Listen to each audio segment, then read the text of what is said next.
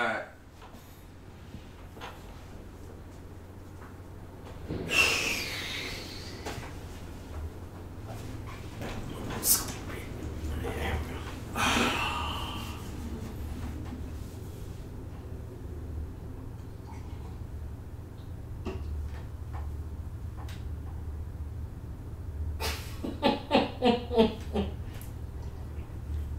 I thought you were about to do the intro since I did one last time. You were just smiling the whole time like you were mocking us like, oh, I told you niggas. I told you. Well, I did. I told y'all niggas. I told you I want you to skip this episode. Well, now we are one. Now we have done 1 out of 5. We still have 4 more to go. You want to do the intro, Brian? It's okay if you can do it. Nah, I might go throw up again, actually. Oh, be it simple. Real Sakurai, Urban Ninja, Jonathan. We're doing an episode. Part 2. Part 2. It's your Power Rangers Megaforce. Could it get any worse? Yes. That was a rhetorical question, Jonathan. And that was a rhetorical and serious answer. Oh, gosh.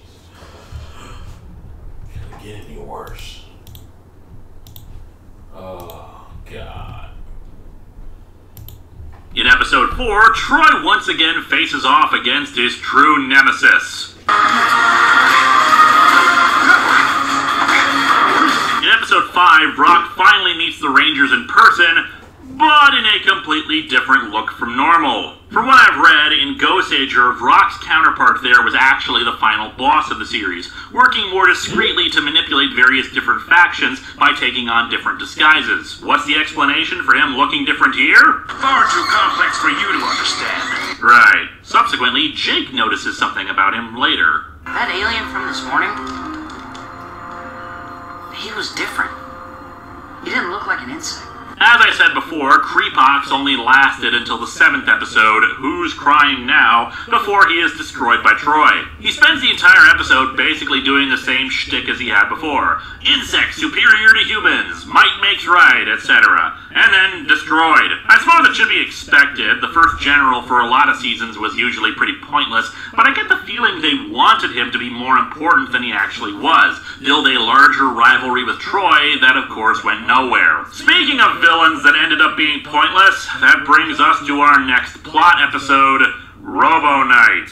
During a field trip, Noah and Emma apparently stumble on friggin' Chernobyl, given the signs on this closed-down factory that says hazard radioactive. It's the old factory. It was closed down years ago because of too much pollution. Oh, yeah, I see why they'd want to close down a factory that was polluting the environment with nuclear waste. Just hang a sign up, that'll solve everything. Because even in the Power Rangers universe, the government is useless, nobody bothered to clean this place up, and toxic material is seeping into the ground, and apparently has been for years. You know, it's this kind of crap that resulted in Kite wanting to let us all die back in Wild Force. Well, all the pollution caused by this, and presumably other forces, led to the creation of mutated creatures that Admiral Malcor wants to ally with. The toxic mutants are one of the dumbest parts of the first season. They live because of pollution. They are mutant creatures because of this stuff. Proof that the humans don't care. They turn a blind eye to the mess they created. Okay, so obviously they hate pollution and lead a cursed existence. Maybe they want to destroy humans and to take better care of things then, right? No, we're gonna finish what mankind foolishly started. What's that? The destruction of your environment. Hey, what? How kind of sense does that make? You hate pollution, so you'll create more of it? By the by, they're referred to as mutants, but what are they mutated from? Are they based on animals like the Teenage Mutant Ninja Turtles?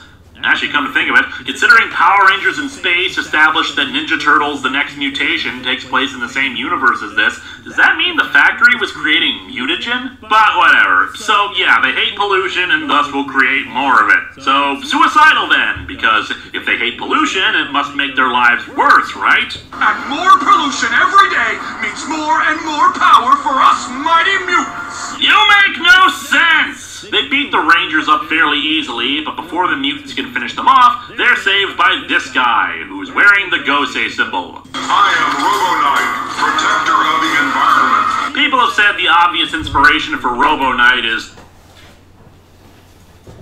Go ahead, y'all. Take your walk.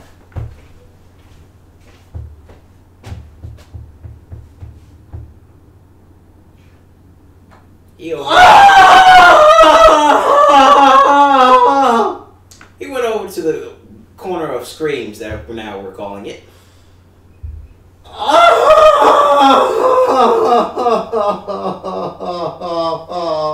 And as you can see and hear, he is screaming in pain.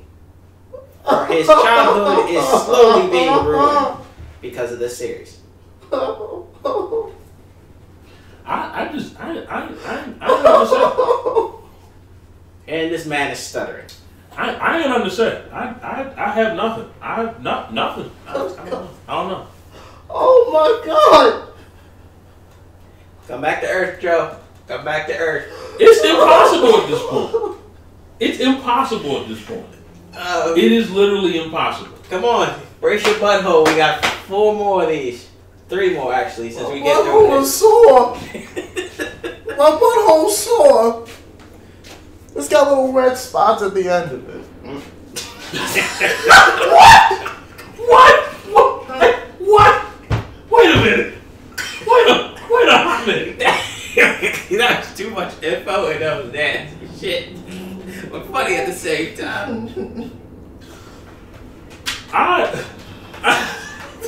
We're here for you, yo. We're here for you. I'm not. I don't know what to... Well, we're not here for the butthole thing, but we're here for you. You can get some ointment for that shit. I'm Robo Knight, protector of the environment. No, you're not.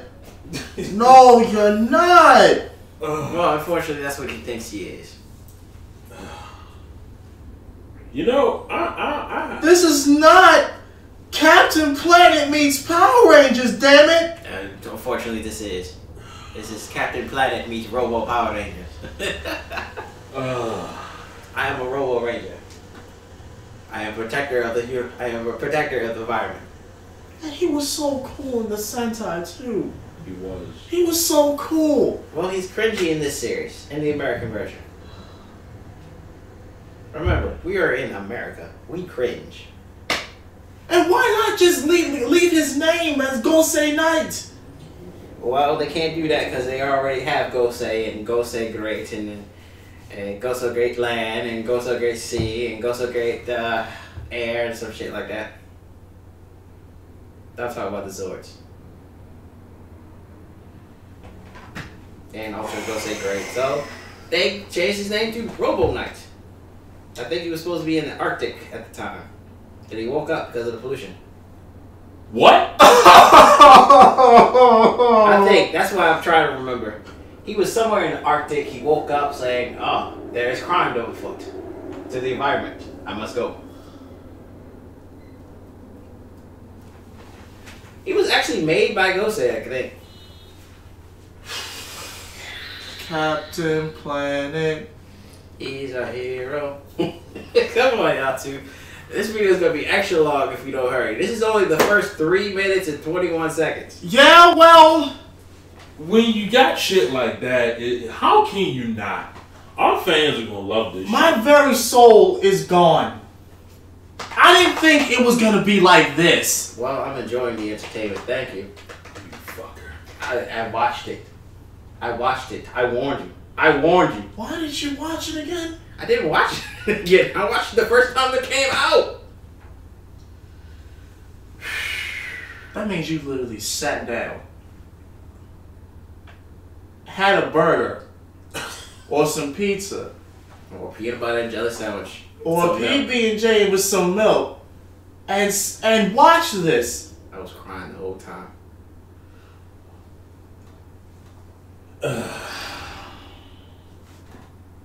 You should pull it forward so you can reach, but then again, I don't think you want to. I'm about to do this shit. Well, RoboCop due to the voice, but honestly, that's as far as the similarities go. Robo Knight manages to destroy one of the mutants, utilizing power cards like the other Rangers, and becoming a Zord himself. However, Robo Knight doesn't recognize the other Rangers as allies. We want to know all about you. Glad to have you on our side. welcome.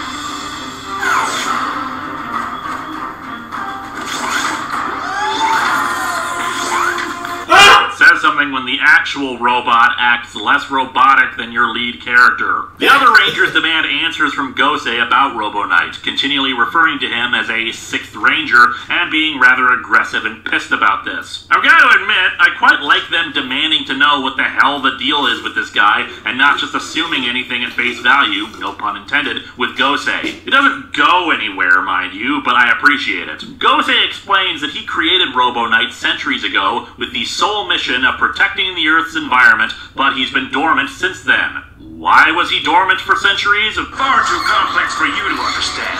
Gosei then says the Earth itself awoke him. In case you're thinking this is going to lead us into some weird mythology where the Earth itself is alive, don't bother. It's never explained either. What is explained is that being dormant for so long has damaged... Oh no, see, that was his whole plot point in the Sentai. He was one with the Earth. Yeah. Oh, okay. It had nothing to do with the environment. He was just one with the Earth. And the Earth woke him up. Hey, yeah, wake up, nigga. We need your help. Yeah, basically. Makes more sense than I'm Robo Knight, protector of pollution. Of the environment. Oh, God, man. Fucking stupid. his memory circuits, meaning he doesn't recall Gosei or the Rangers being allies of his. I guess there were Megaforce Rangers back then, or that he was programmed to recognize Gosei's symbol? He needs to relearn that his mission and yours are the same. Teaching him that will be tricky, but it is up to you to win him over as an ally. It's rare that a show actively admits that its characters are going to have to undergo an arc. Much like the Toxic Mutants, Robo Knight makes no sense. So was Gosei trying to guard the Earth before or after he was mentored by Zordon? Right. They say he's been dormant for centuries. 1. Why was he dormant? Was he a backup plan like all the other backup plans Zordon developed? Is that idea of backup plans that Zordon had rubbing off on Gosei? Why would his goal simply be to protect the environment? Considering how many outside threats the Earth is faced with, shouldn't a general protect the Earth work better? What's more, why that goal centuries ago? Admittedly, ecological scarring has certainly been a problem for centuries with the increased amounts of mechanization and industrial development, but considering you guys are pushing a very simplistic pollution is bad message, surely you must have recognized that when the current environmental problems are causing actual living beings to emerge and or mutate from the pollution, that it's much worse in the present time than it would have been centuries ago. Right. How the hell did he wake up? Was it an earthquake? Did his sensors detect how bad things had gotten, and that woke him up? Considering we've seen Gosei has the ability to project data cards to the Rangers for weapons, couldn't he and Tensu program a card and send it to Robo Knight with updated files and memories? Clearly, he has access to the technology that summons the cards, since he can bring them in whenever he wants. And why the hell is he referred to as a Ranger when he fits none of the usual guidelines for being one? I admit, it's okay if he really is a Ranger, just that it's odd that this is the first series to state specifically he is one, when other allies the Rangers have had before in similar design and the like don't get that same treatment. In the following episode, Troy tells the others about his Ranger dream, but in particular how Robo Knight was in it, but that he couldn't tell which side Robo Knight was fighting for. And then they show footage of him clearly fighting alongside the Rangers, so whoopsie there. Some scientists believe that dreams sometimes foretell the future. Other scientists believe that messages from the future come from robotic police officers sent back in time to warn of impending galactic invasion, or even radio transmissions sent back through time. The others also reiterate their suspicions regarding why Gosei never told them about Robo Knight to begin with. I get the feeling this was supposed to be a bigger plot point, that Gosei may not have had all their best interests in mind, or there was more to him than we were let on, but if that is true, we never see it come to fruition. Robo Knight is honestly the only character in Megaforce who has an arc, starting off as caring only about the environment and disregarding human lives. Over the next several episodes, the Rangers warm him up to the idea of caring about people people, that being concerned with life makes one stronger and doesn't just interfere with his mission. It's not exactly the most subtle of arts,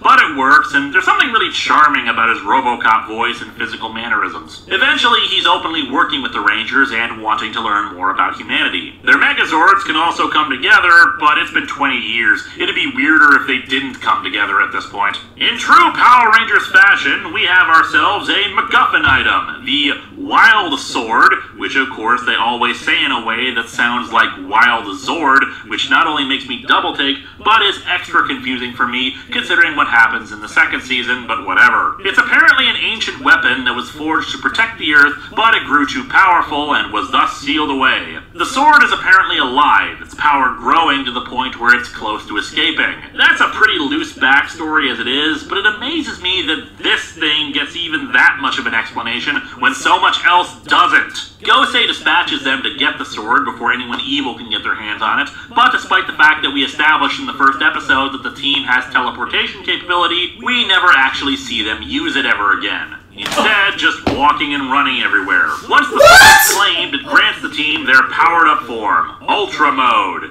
which is basically a big golden shield on their chests and a big scepter/sword thing. Kind of reminds me of the Mystic Legend armor from Mystic Force. I dig it. Ultra Megaforce! Why is it that every weapon title like this sounds like it's trying to satirize Power Rangers with the overly simplistic, goofy names? The episode Dream Snatcher highlights something that I mentioned before, the bizarre form of laziness in this season. Obviously, some locations in Japan have very unique looks to them, so when a scene switches from Sentai footage to American footage, they decided to try to recreate that location's appearance as best as they could, spending money on something that really wasn't that important, since they could have played with the angle of the shot instead. Most of the action takes place from a single camera viewpoint, showing off the unique architecture behind them. So shoot from a different angle, or the more logical choice, shoot it from a bird's eye view so that you only see the ground and are not gonna notice. The stock shots of the cards were deemed not important enough to change, but recreating backgrounds to try to match the Sentai footage was apparently important enough for them to spend time on it. Admittedly, they then demorph and do more sequences in this area, but by that same token, why did this episode have to be adapted for Power Rangers when there are others that probably could have done the same job without needing to spend extra money on recreating backgrounds? We continue with some story elements in Gosei Ultimate. Throughout the episode, Tensu is working on some secret project for the Rangers. Somehow, since he doesn't have any arms. The episode once again reinforces the utter ridiculousness of the mutants, who have become a major threat again thanks to Brock granting the two a MacGuffin box. The majority of the episode, like 90%, is Sentai footage, an episode pretty much of just fight scenes and the like. The Rangers end up trapped inside a giant version of the MacGuffin box, and both the mutants end up destroyed unceremoniously. Wasn't that just a fulfilling storyline that truly told us about how pollution was totally bad because it might make really confusing, contradictory monsters? Anyway, with the Rangers trapped, Gosei apparently launches the freaking command center to go and rescue them. Rangers, your bravery has earned you this new power. Their bravery, huh? Would you like to know what their bravery was that evidently earned them this new power? It's so dark! Guys, I want you to know what an honor it's been to serve by your side. And even if that statement had anything to do with bravery, we've been watching the damn episode. Tensu only just now finished the thing. The Gosei Ultimate Command Ship, as it is called, is only just now available for them to be earned. What exactly would you have said to them if the ship wasn't ready yet? Rangers, you have earned this new power. But it's still in the shop. Call me back tomorrow and it'll be ready by then. And if you meant bravery in general, then that still doesn't make any sense. Aside from the fact that they have shown no signs of excess bravery so far, it's an ongoing fight against evil, not their damn report card. If you build a new weapon, give it to them! But then again, as I pointed out earlier, Gosei will hand over new weapons like he's giving out food at a buffet. And it's a problem within the show itself. At least half of the episodes of the first season either introduce a new power, weapon, Zord, or Megazord combination. I'd give you an exact count, but I've embraced the spirit of laziness here. The point still stands though, shoving in new stuff all the time and pretending like it's been earned. Trying to pretend that there is real character development and change occurring for everybody, exhibiting some new character trait when it's all just generic platitudes about bravery, teamwork, the heart of the cards, etc. Or, if it's not meant to be for character development, it's there because they need to sell as many new toys as possible, never letting things really get into a status quo beyond the one Power Rangers has had for 20 years. Fight monster, blow up monster, except more boring because there's nothing else to engage us besides something that's supposed to be new, but really is just the same thing as before in new packaging when it comes to these new powers. And you want to know what the worst part is? None of this matters! The majority of these new weapons will be completely forgotten come the second season, because of course they belong to a show that stops being adapted once the new season is around. And sorry to move ahead a bit, but it's not like these weapons end up destroyed or something, like when there was a season change in Mighty Morphin. They just stop using them for no reason. In The Human Factor, Vrock sets up his own base underwater separate from the insectoids, deciding that the insects have failed to deal with Earth. Possibly drawing inspiration from Robo Knight's success, he figures robots may have a better chance at it. I am your creation, Master. Yet here he is creating Kerrigan from StarCraft, it seems. Actually, this is Metal Alice, his own general for the remainder of the season.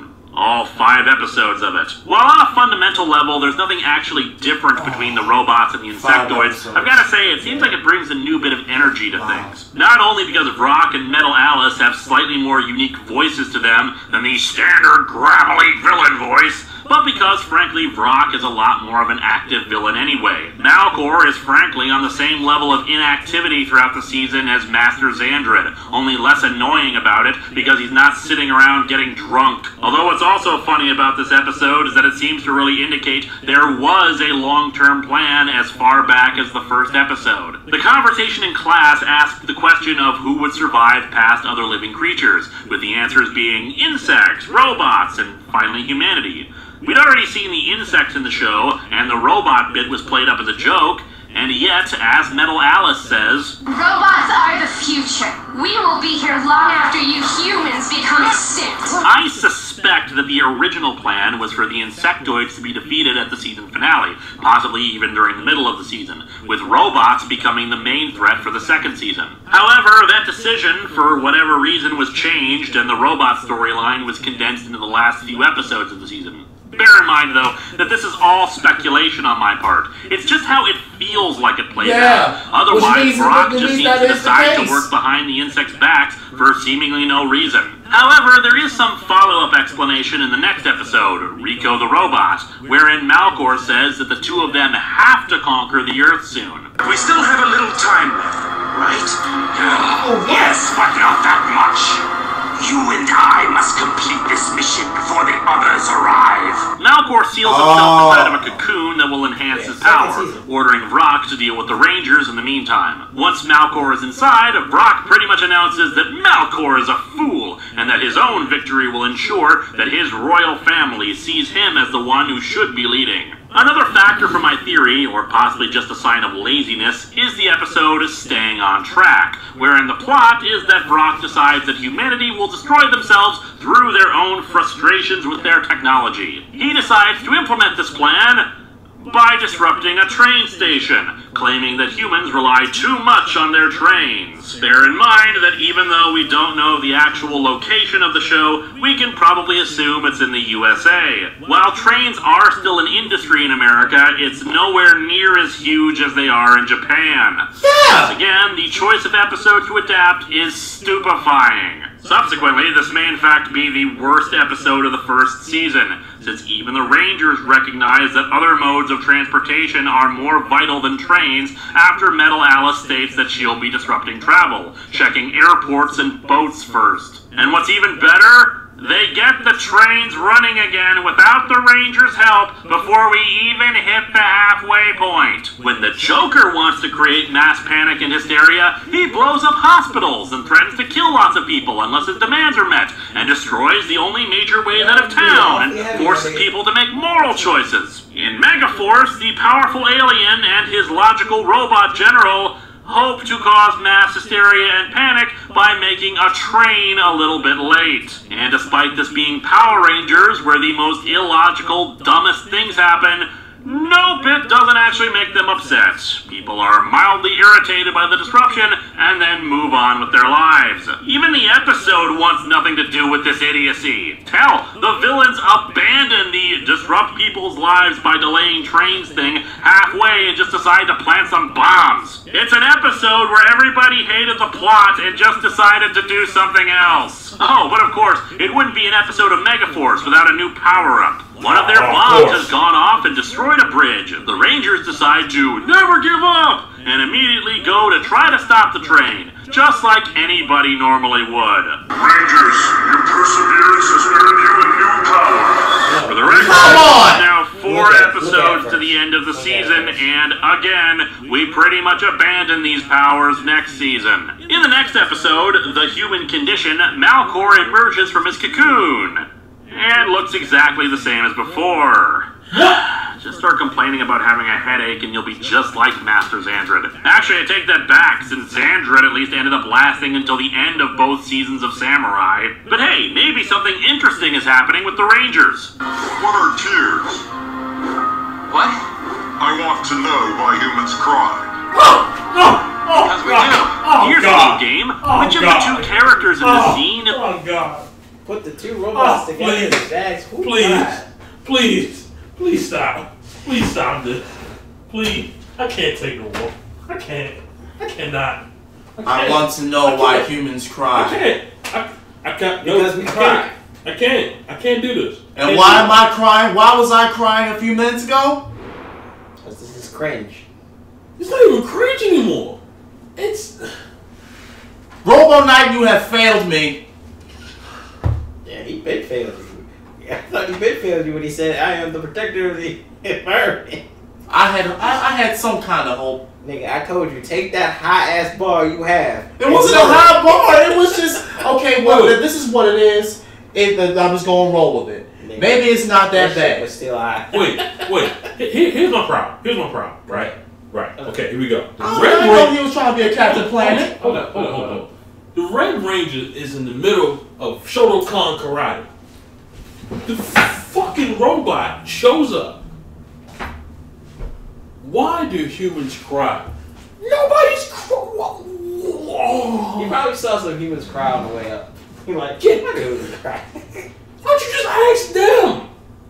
Why are you crying, good sir? I don't know. Oh, I'll ask somebody else then. And just walk away. Alright, let's continue before we go insane. We already going insane, but we need to finish this. At least you're the reasonable one here. Shit. No, here's the reason why he's only reasonable right now. He's watched it, like he said. I watched it. Had it been like anything else, like probably SPD or Time Force, where he may not have remembered everything, he'd probably be a tad bit upset. It's just a tad. Fuck, doggy. See, I was waiting for that to come. I was waiting for it too. Is the robot. You should ask Emma. She knows more about tears than me. I don't even... That's sexist. Remember when I spent 5 minutes ranting about a baby carriage chase? Or ranting about cow explosions? I feel like if I tried to deconstruct that line of dialogue, I could devote an entire part of this review to it. Just a whole 20 minutes of trying to figure out what the frax from Time Force is meant by that, especially in conjunction with other episodes. Fortunately, much more amusing things happen with Robo Knight and the Rangers. Yellow Ranger, what is love? Hey yo, shut up. I'm tired of this.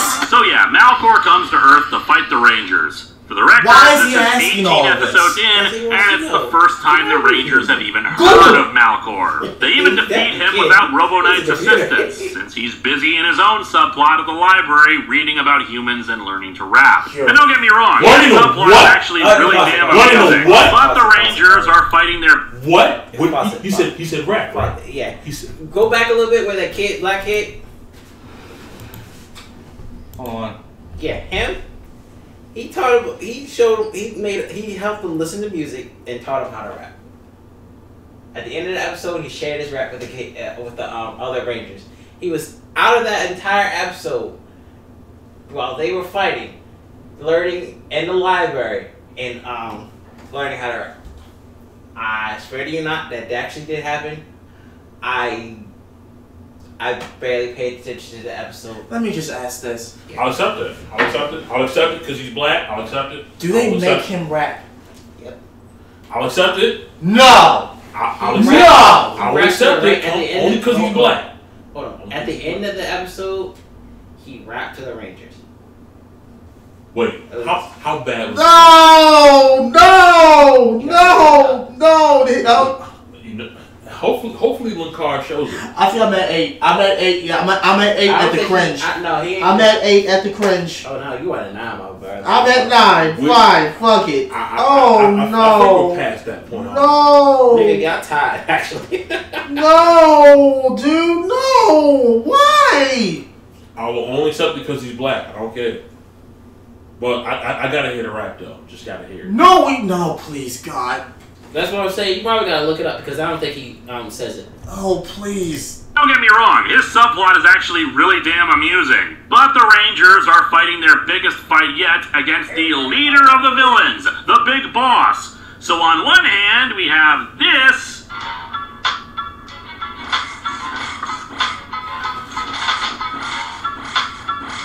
juxtaposed with this. I am Admiral Malcor. This planet now belongs to the insectoids.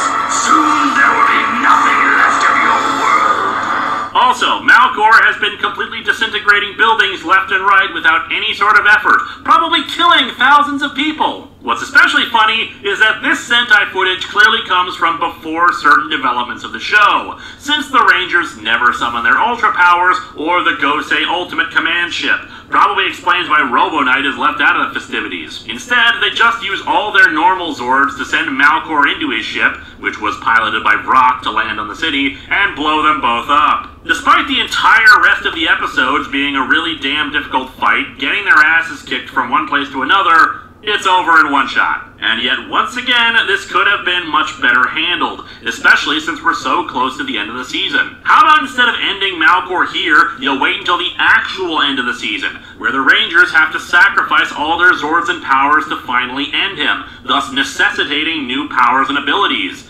That would have emulated the Mighty Morphin days, at least, in how they handled changing powers. And the ultimate embarrassment of this fight, the crowning achievement of laziness... This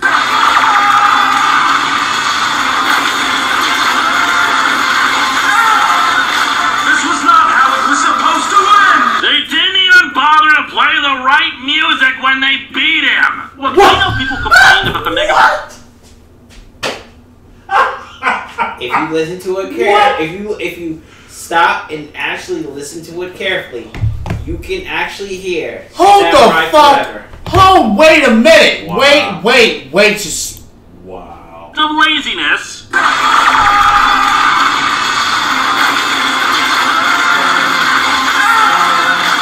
was not how it was supposed to end! They didn't even bother to play the right music when they beat him! Oh, I know man, people complained about the Megaforce theme being too much. Okay, he might actually bring it up because they're at the library right now. In the picture. Oh my Jesus! Have mercy, God, and the Force. May the Force be with you, my brother. Oh no, the Force left. Jesus Christ! The Force is on. Saban. Saban, no, stop. I'm sorry. I have to bring this up. Saban. Go ahead, I'll play with this. Saban. When y'all bought this back, Was there a plan? Hang on. I wonder. Yeah, the plan was we're gonna make money from stupid kids. Was there a plan in place to where y'all had a motion set out for each series that you were going to pertain to? Rather than just going about it like, oh, well, let's do this one next. Oh, let's do this one next. No. Real quick, we had a discussion earlier about how one day I would buy out Saban and help us as Tokusatsu Power Ranger fans. I lied. You damn sure did. Saban brought Power Rangers back from Disney for $1.5 billion. Yep. I figured it was going to be that much. And now that they have it for a while, that's going to be a lot more. $1.5 billion. Yep. $1.5 billion. Put some dollar signs on that bitch. And you could not put the theme, the shitty ass theme that y'all had for this series. Actually, let me go right back. For that moment right there? Instead, it's the samurai theme? Oh. Well, which is not really the different. Well, Disney actually brought Power Rangers for $5.2 billion, and the person who bought it back only got 1.5 out of it. It looks like. So basically, Disney paid for more, and then they messed it up, then gave it back for less. Yep. Oh, and Saban is actually he was in debt $600,000. Who owns Saban Entertainment? Disney still owns Saban. Damn. Well, let's continue. I'm ashamed. No, never mind. I'm actually ashamed. I'm sorry. I can't get past this. That is too much money to be doing this. Yeah, I know. That's too much money. Damn. Are you kidding me? When people hear Power Rangers, they think dollar signs, dollar signs. Let's do whatever the fuck we want.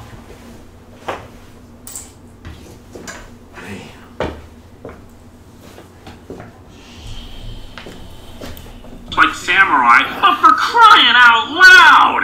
So how do we cap off defeating their primary you're gonna click. Robonite. The very noise my father was some knowledge there dropped by my little holy Todd to turn me on to hip-hop. Word. Still a better song than Overdrive's theme. This leads us to Kill me! the final Kill me! Kill me now! Yup. Kill me now! Alright. Yup. Kill! Yup. I'm not really choking, ladies and gentlemen. It's a fake choke. I'm gonna deal with this right now. Go ahead, finish it up. Go ahead, finish. Go ahead, finish it up.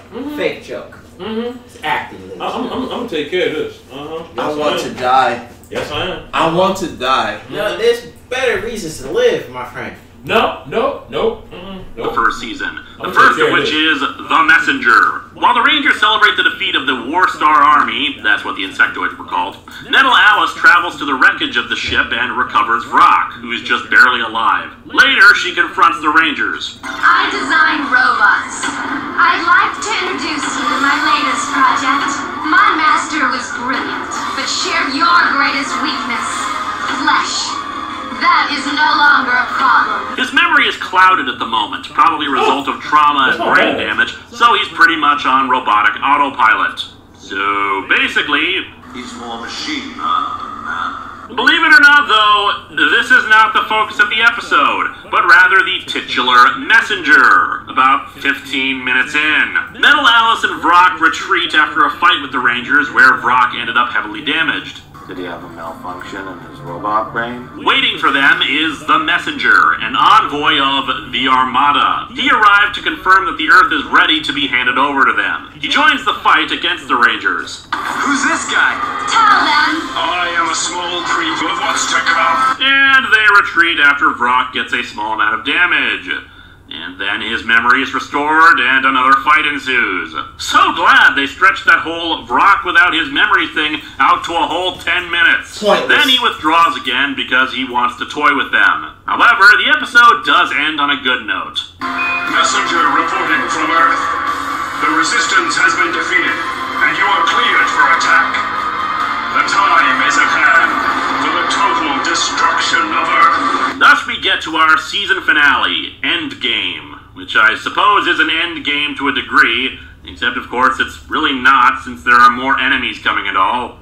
Ah well, at least it is a proper season finale as opposed to Samurai's. But again, you'll notice that the last episode condensed several episodes worth of material into a single one, with fighting and retreating constantly and a harbinger of doom and a plot about Brock not being whole and stuff. I really do think that they originally planned to skip Gokaiger, but the decision to bring it in forced a lot of last-minute changes that screwed up their planned storyline. In any event, what we do get is Brock launching a large army of robots and Lukis on the Rangers. What this means is that we have the third episode in a row where 90% of the episode is fighting, where the majority of the dialogue is either posturing or attack names. During the fight, Brock sends their primary attacks back at them, frying their morphers.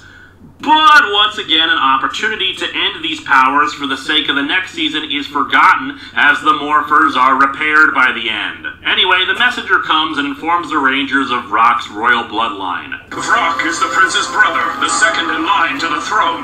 Prince? More fighting, humans suck, humans rule. Padding, padding, padding, padding, padding, padding. Robo Knight sacrifices all his internal energy to repair his own morpher, then absorbs an attack by the messenger and uses the energy from that to recharge theirs, though he collapses from the power drain. Metal Alice and the messenger are destroyed, but his final words are of Rock, warning him to hide. The Armada will be here any minute, and the place will be crawling with new soldiers. They won't recognize you. Why the hell didn't you let them know what he looked like now after you contacted them in the last episode? Ugh. Brock retreats and the Rangers look for Robo Knight, who has disappeared. The Rangers call Gosei for advice, but... Rangers, morph now! What? Why?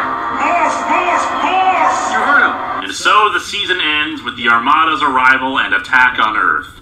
The invasion has begun. Endgame. Oh boy. 3 more parts, ladies and gentlemen. 3 more parts. Which we are going to stop here, ladies and gentlemen. We are tired, and we will be back next week with further episodes, probably the last 2 or the last 3, depending on how much we can handle and cringe. It may not be next week. I may be working, but Whenever we have a chance. We are working men, ladies and gentlemen. We are working men. I'm on my way, Saban. I'm gonna come by this company. I'm gonna fix this shit. On that note, this is Real Sakurai, Urban Ninja in the back holding the gun. Fix this shit. About to go to Savant, I'm guessing. I'm Jonathan, the reasonable person who already faced this cringy motherfucking show. We'll see you again next time. Peace. Oh, don't forget, like, comment, and subscribe. Send your prayers. Bye. I'm gonna fix this shit. there's pain in my heart. It's the space bar, right? No. Which button is it? It's control. Okay, control.